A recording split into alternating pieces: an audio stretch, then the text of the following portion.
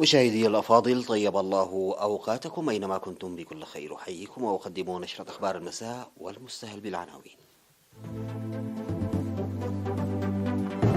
وفد إريتريا عالي المستوى يشارك في القمة الإفريقية ال35.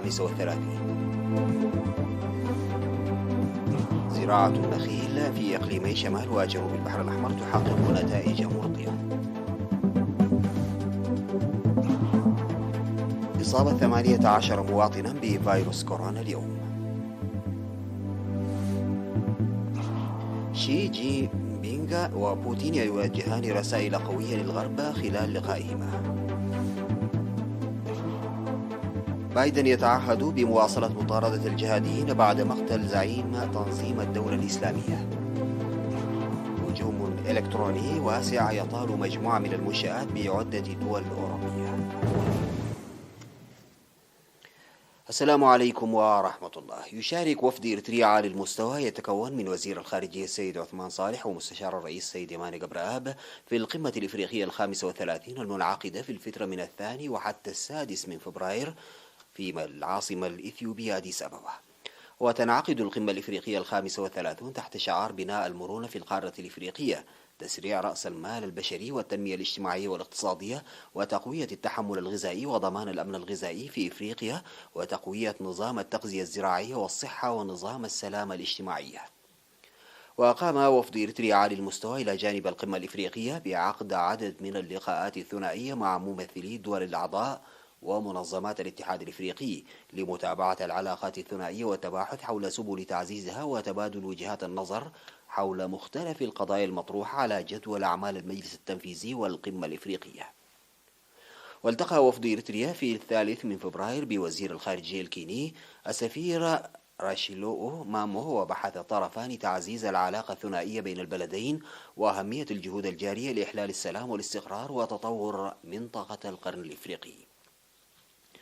كما التقى وفد إريتريا مع وزير الخارجية الجزائري السيد رمضان العمامرة، وبحث تطوير العلاقات الثنائية بين البلدين والقضايا الإقليمية والعالمية ذات الاهتمام المشترك.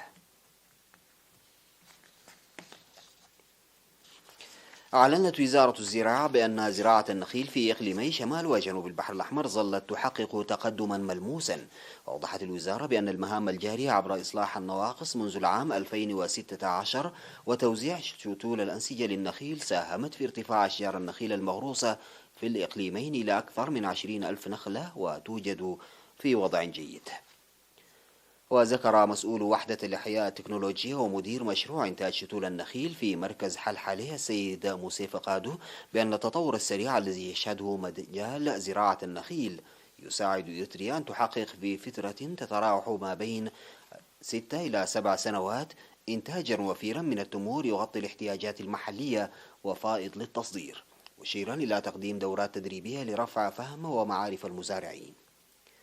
من جهته قال مسؤول وحدة تنمية الخضروات والفواكه في إقليم شمال البحر الأحمر السيد دانيال تاخسته أن زراعة النخيل التي بدأت عام 1996 بمزارعين فقط تطورت بوتيرة سريعة مع بدء الدفع بالعمل المنظم والمنسق ابتداء من عام 2016، وتوسعت في مديريات شعب وجندع وأفعبت ومصوع وفرو بصورة جيدة، مما أدى إلى تنمية أكثر من 12,000 شجرة عن طريق المزارعين التجار والمؤسسات الحكومية والأشخاص، موضحا بتسيير أعمال تساعد في توسيعه أكثر.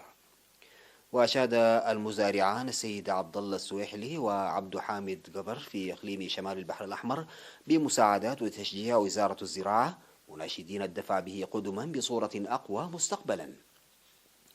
وأشار مسؤول تنمية المحاصيل في إقليم جنوب البحر الأحمر السيد محمد عبد الرحمن بأن زراعة النخيل التي بدأت في الإقليم عام 2006 بدأت تنمو جيدا من العام 2014، حيث تم زراعة أكثر من 8,800 شجرة نخيل في مديريات عصب وجنوب ووسط دنكاليا والرعتة، ويزاول حوالي 200 مزارع زراعة النخيل.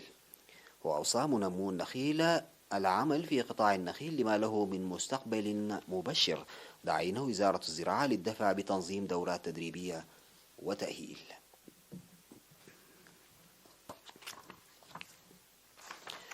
أعلنت وزارة الصحة بأن الفحوصات المخبرية التي أجريت اليوم في مراكز الفحص في أقاليم الأوسط وعنسبة والقاشبركة أظهرت إصابة 18 مواطنا بفيروس كورونا. ظهرت 8 إصابات في مراكز الفحص بالإقليم الأوسط، وهم من وسط المدينة وسنبل وأربعة اسمرة وحزحز وعداق حموس وعد نفاس وصعد كريستيان، وسبعة من مراكز الفحص بإقليم عنسبة، 3 من هابرو واثنان من البرعد واثنان من حمل مالو وثلاثة من مركز الفحص ببارنتو بإقليم القاشبركة. في غضون ذلك شفي 28 مريضا، 14 من الإقليم الأوسط و13 من إقليم عنسبة وواحد من إقليم القاشبركة، وتوفي رجل يبلغ من العمر 78 عاما من الإقليم الأوسط. بهذا بلغ عدد المصابين بفيروس كورونا في البلاد حتى الآن 9619، شفي منهم 9351 وتوفي 100 مريض، فيما لا يزال 168 يتلقون العلاج في المستشفيات. وزارة الصحة 4 فبراير 2022. أعلنت إدارة مديرية هيكوتا في إقليم القاشبركة في الاجتماع التقييمي الذي عقدته في 26 من يناير بأنها تتخذ خطوات جادة للحد من تدمير الغابات والقطع الجائر للأشجار. وقال المدير التنفيذي للإدارة السيد أرغاي مبراهتو إن مكافحة التصحر وإصلاح مساقط المياه وصيانة الطرق الترابية ورفع مشاركة الطلاب في برنامج عريوت ومساعدة أسر الشهداء وكذلك تحصيل الضريبة الزراعية والأراضي والمواشي تعتبر من البرامج المنفذة خلال عام 2021، داعيا المناطق والقرى لحفظ مشاريع المياه المشيدة في مناطقهم وترشيد استهلاك المياه. وأشار فيما يتعلق بأوضاع الخريف والزراعة المطرية إلى تدني الإنتاج خلال العام الماضي جراء قلة وانتشار الأمطار غير المنتظم، وستمنح أعمال تنفيذ أساليب تساعد في مضاعفة الإنتاج والإنتاجية الأولوية هذا العام، لا سيما أعمال الحد من تدمير الغابات وخاصة أشجار الدوم.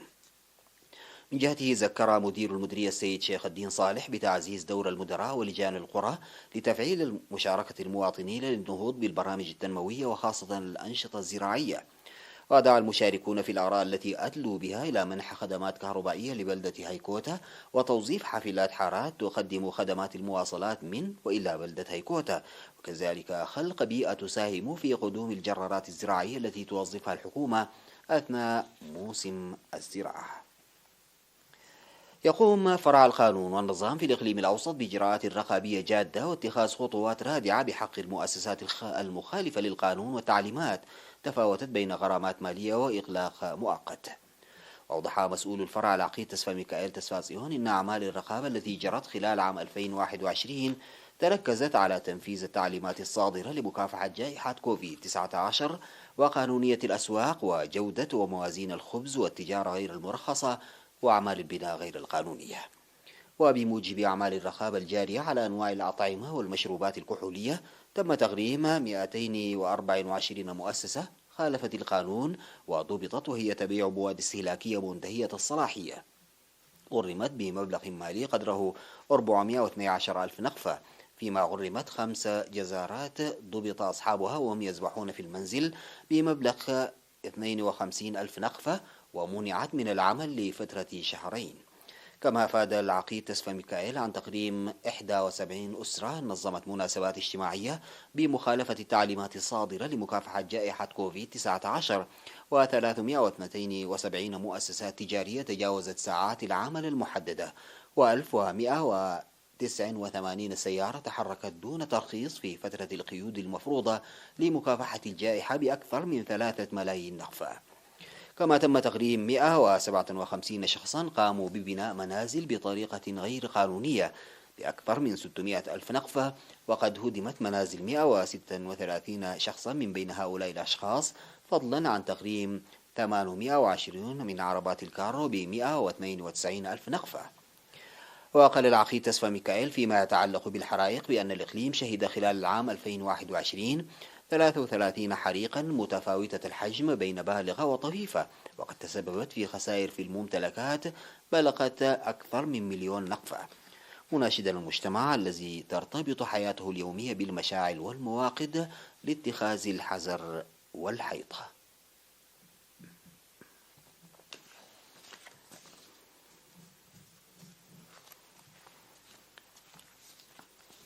فاصل قصير سيداتي وسادتي، أعود بالأخبار الخارجية.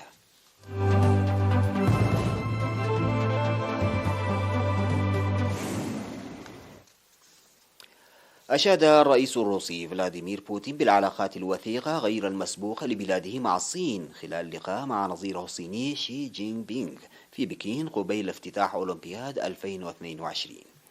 وقال بوتين الذي يواجه أزمة حادة مع الغرب بشأن أوكرانيا مستهلا لقاءه مع نظيره الصيني فيما يتعلق بعلاقاتنا الثنائية، فهي تطورت في ظل روحية صداقة وشراكة استراتيجية واكتسبت طابعا غير مسبوق حقا بحسب ما نقل عنه التلفزيون الروسي.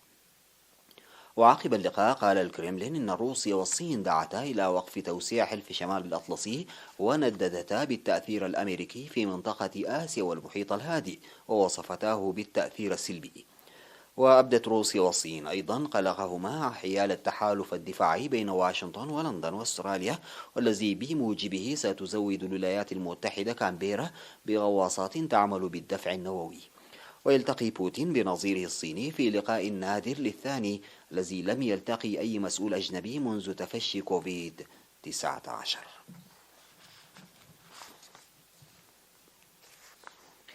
تعهد الرئيس الأمريكي جو بايدن بمواصلة مطاردة الجهاديين في العالم عقب مقتل زعيم تنظيم الدولة الإسلامية أبو إبراهيم الهاشمي القرشي في عملية إنزال للقوات الخاصة الأمريكية شمال غربي سوريا قرب مخيم أطمة.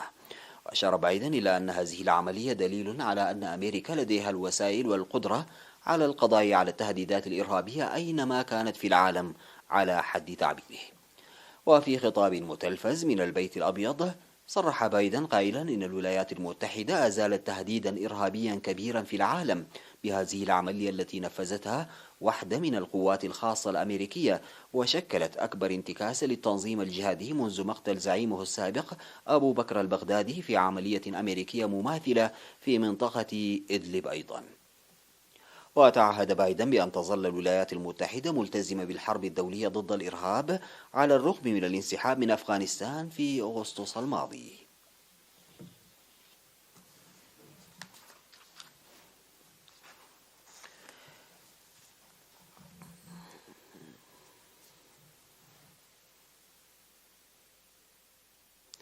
تعرضت مجموعة من المنشآت المرفئية في عدد من الدول الأوروبية لهجوم إلكتروني واسع، ما دعا السلطات القضائية إلى فتح تحقيق في شبهات الابتزاز. وأفادت إحدى الصحف الألمانية أن القراصنة يستخدمون أحد برامج الفدية، حيث يقتحمون شبكات الشركات ويشفرون بياناتها ثم يطالبون أصحابها بفدية مالية، عادة ما تدفع بالعملة المشفرة في مقابل إعادة تشغيل الشبكة. وكان عدد من المنشآت المرفئية في ألمانيا وهولندا وبلجيكا هدفا للهجوم الإلكتروني، ودفع بالسلطات القضائية إلى فتح تحقيق. وقال وسيط متخصص إن القرصنة المعلوماتية التي بدأت منذ أيام عدة تتعلق بمرافئ نفطية، ما يسبب اضطرابا في عمليات التسليم في عدة مرافئ كبيرة على خلفية ارتفاع أسعار الطاقة.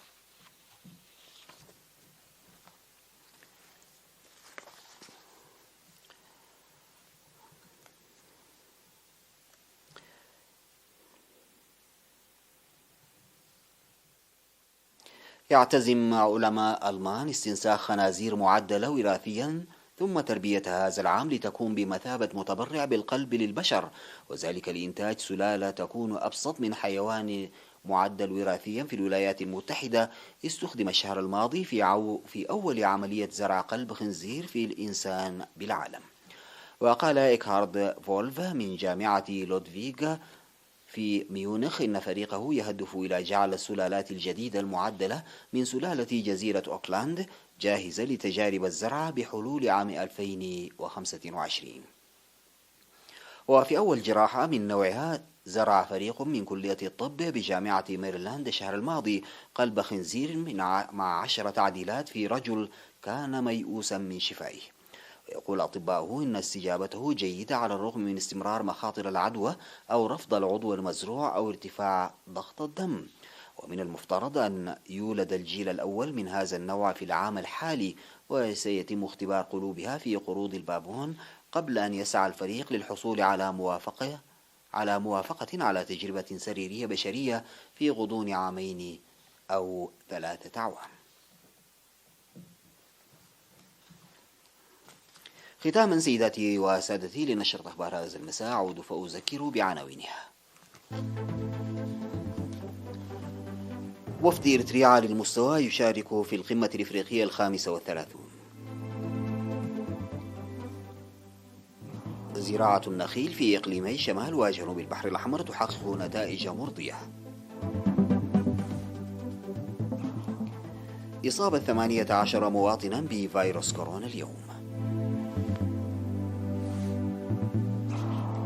شي جين بينغ وبوتين يوجهان رسائل قوية للغرب خلال لقائهما. بايدن يتعهد بمواصلة مطاردة الجهاديين بعد مقتل زعيم تنظيم الدولة الإسلامية. وهجوم إلكتروني واسع يطال مجموعة من المنشآت بعدة دول أوروبية. انتهت نشرة أخبار المساء، شكرا لمتابعتكم، إلى اللقاء بحول الله.